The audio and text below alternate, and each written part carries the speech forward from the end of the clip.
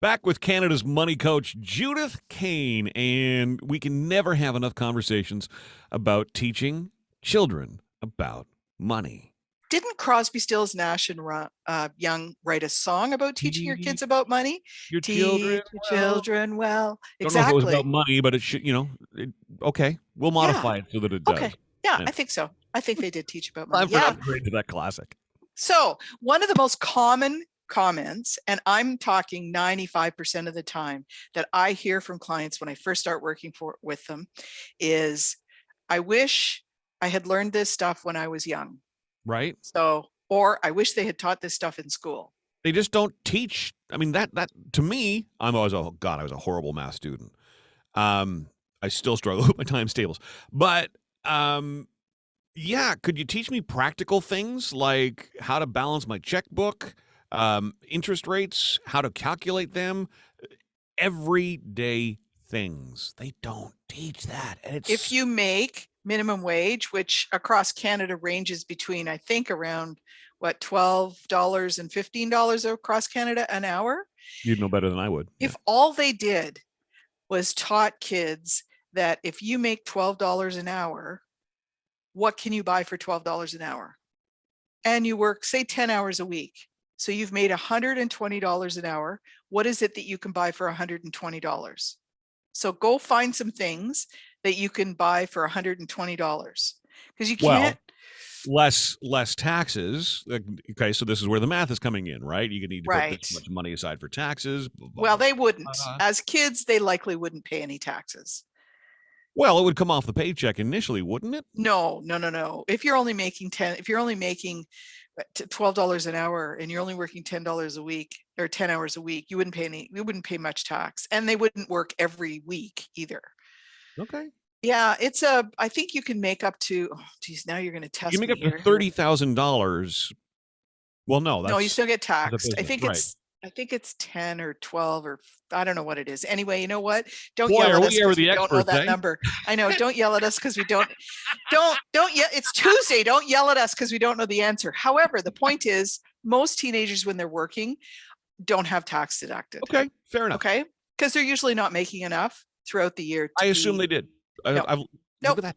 Judith, we ended here. I've learned something today. Okay, so on Wednesday, we're actually going to talk about how to teach your kids about money. So, that just doing that and saying, here's my phone, right? Here's my phone. And I was talking to my husband the other day and said, so I'm looking at maybe getting a new Samsung. How much is the new Samsung? So he came to me and he said, it's $1,000. So if you want to buy a phone and you only are making $120 a week, right? How long is it going to take you until you can afford to buy that phone? And that's what I think how you should teach kids about money. Another really good way to teach kids about money is when you go grocery shopping, make a small list for them. So it could be one of your dinners, a spaghetti dinner. So you've got pasta sauce, maybe some hamburger, maybe some pasta, maybe some Parm cheese, garlic bread, whatever it is. I was waiting for that. Thank you. Maybe and some Caesar salad, but make a small list. Oh, get the salad out of there, Judith Kane. Are you crazy? Make a small list and give your child the money and say, you have to find all these things on the list and you have to buy them within this amount of money that I've given you, because then kids start to understand the value of money.